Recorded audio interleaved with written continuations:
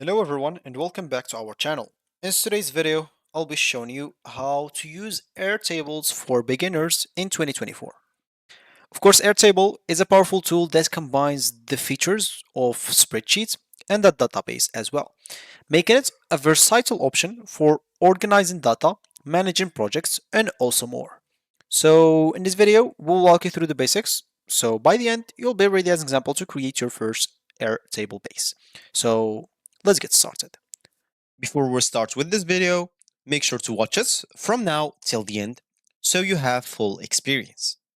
First, you'll need to go and open a browser. For me here, I'm using Brave. For you, you can use whatever you want. Once you open this, go to this URL section. All you need to do, just type airtable.com and hit the enter button. If it's your first time, of course, you'll be taken to this page. So here, of course, you'll be able to log in into your account if you have an account. If you don't have an account, you can simply just go and create a new one by clicking on sign up here. And as you can see, so once you click on sign in, you will find yourself in here. As you can see, they have an option to sign in with a single sign-on. What does that mean? This means basically, if you want just to use Airtable for once, you need, as an example, to create a data, to create a spreadsheet, to create something like that, and you just want to create it once and go on your way. It's possible in here as an example. You can even sign in without a single, one example, if you want to have an account to keep your files saved in there if you want to. And you'll be able also, of course, to use Google if you don't want to get through all the boring steps of creating or even logging in into your account. So the same will be for signing up. So once you log in, basically, you'll find yourself here. Here, the first thing that you'll need to do, of course, is simply go and create a workspace of yours. So as an example, you can go to whatever workspace example. So I'll just go and delete this workspace because it's not even mine. Normally, yeah, you'll find workspace already created, but it's better to go and create a workspace and name it, of course, whatever you want. So for me, it's going to be this Omix workspace as an example that I just created.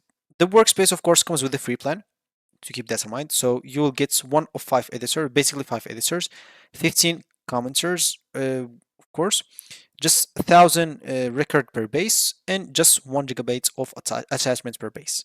So you'll not get more. Of course, you can just add or change the settings of the workspace however you want.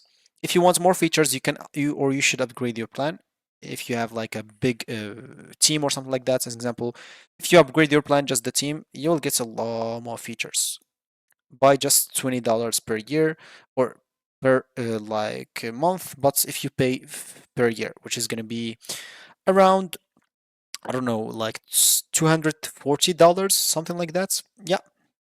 So yeah, if you get it, it should be good to go for you.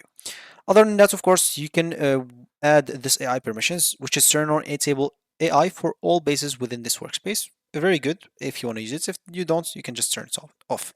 But it's better, of course, to turn it on. If you still like new or beginner to this, it's actually good for you. It will help you a lot. Yeah. So other than that, you can just go back to your workspace and now you can start basically using it. Here, as you can see, you can start with AI, start with templates, quickly upload something, or start from scratch. You can start from scratch, as an example, to create a new blank base with custom tables, fields, and views.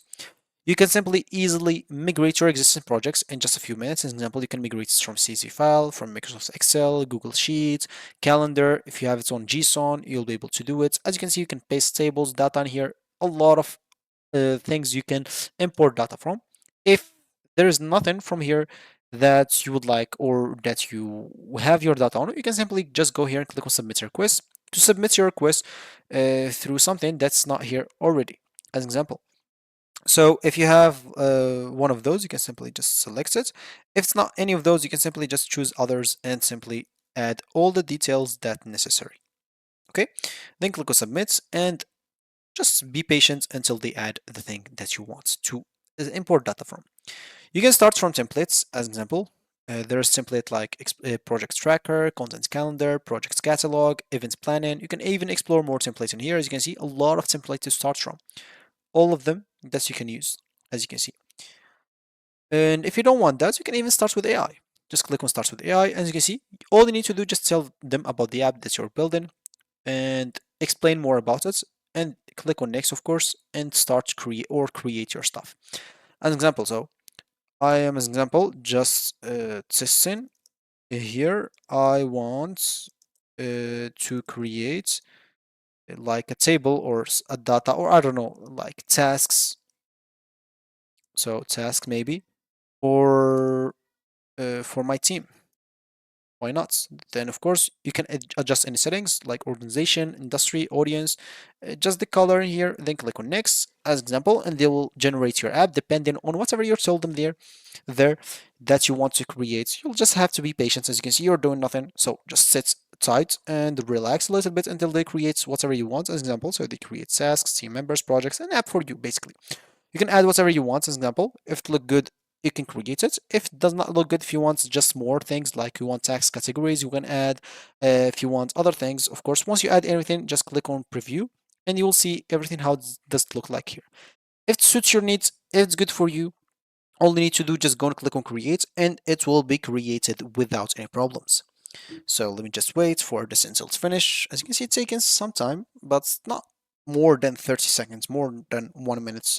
So just be patient because you're doing nothing. You're just asking for whatever you want and AI is creating it for you. So I guess being patient here for 30 seconds or minutes is not too much to ask for. And of course, always if you don't want to like use it, you can always just hit the X button or back button. It's up to you if you don't want to like use AI. Okay? So yeah, once you created whatever you want, so I'll just go and access something that's already created here, just random things as you can see. I created here a table like with some tasks like name, notes, status, signees. Of course, you will be able even to import some data into this specific option. You can add some rows, you can add some columns, example in here.